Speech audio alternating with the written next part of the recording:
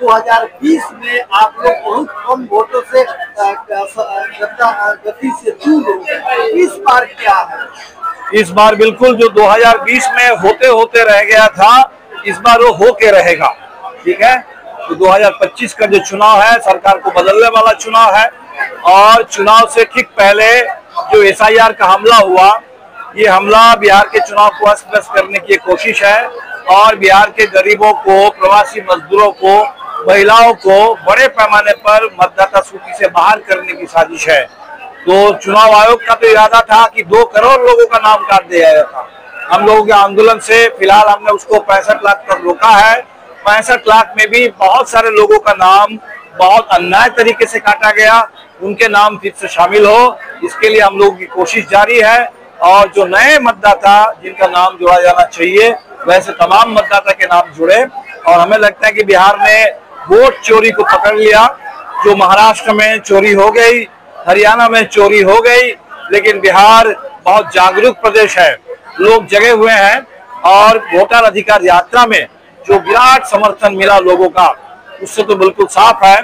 जो नारा बिहार ने दिया है, वोट चोर गद्दी छोर, ये नारा आज पूरे देश में गूंज रहा है और चुनाव में ये नारा साकार हो जाएगा। बिहार ने चोरी को पकड़ लिया, चोरी पर काबू पाएगा, चोरी को रोकेगा और चोरों को सजा दिलाने का काम, गद्दी से उतारने का काम भी बिहार ही करेगा। 2020 में भाजपा माले का जो स्ट्राइक रेट था वो अन्य पार्टियों से काफी ऊपर था, तो क्या इस बार आप लोग?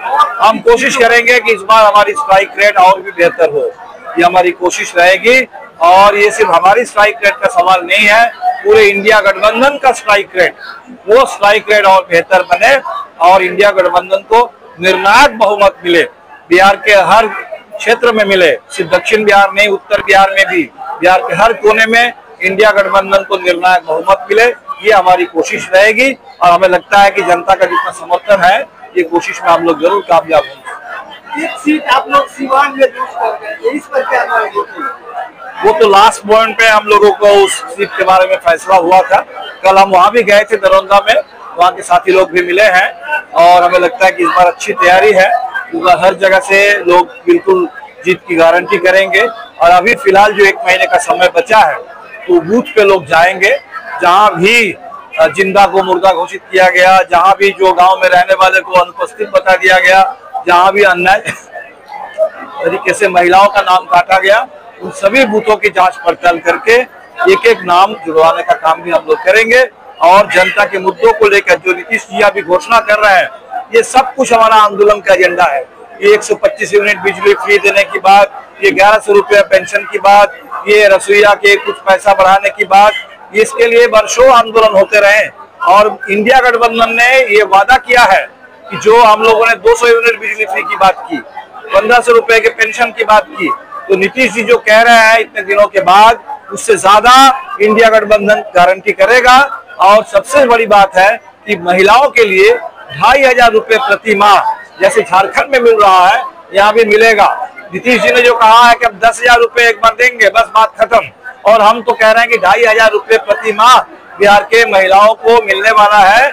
और जो माइक्रो फाइनेंस कंपनियों का इतना आतंक है, आपके सिवान जिले में भी आत्महत्या की घटना घटी है, तो महिलाओं को इस आतंक से मुक्ति चाहिए, इस पूरे जुर्म से मुक्ति चाहिए, कर्ज से मुक्ति चाहिए। हमारी लड़ाई इस बात के लिए भी है कि जो छोटा कर्ज है, कम से कम 2 लाख रुपए तक, ये कर्ज पूरी तरह से माफ हो।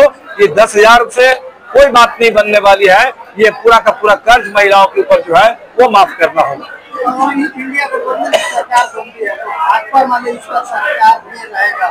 हम लोग विचार करेंगे इस पर बिल्कुल। पिछली बार हमें सरकार की स्थिरता को लेकर के संदेह था और सरकार टिकाऊ बनी भी नहीं थी। इस बार अगर मौका मिलेगा और ऐसा तय होता है, तो निश्चित तौर पर हमारे साथी इस पर भी विचार करेंगे कि हम सरकार के अंदर भी रह करके कुछ और अच्छा काम करें। सीमान में बड़े प्रत्यावर नेता है, तो यदि सरकार में जाते हैं तो सीमान को मंत्री मिलेगा? अभी तो सरकार बनने दीजिए, अभी तो हमें लगता है कि एक एक वोट बचाने की लड़ाई है, एक एक वोट बचाना और एक एक वोट बचाते हुए आगे बढ़ना, सरकार को निर्णायक बहुमत दिलाना, ये अभी लड़ाई है, बाकी बात आगे होगी।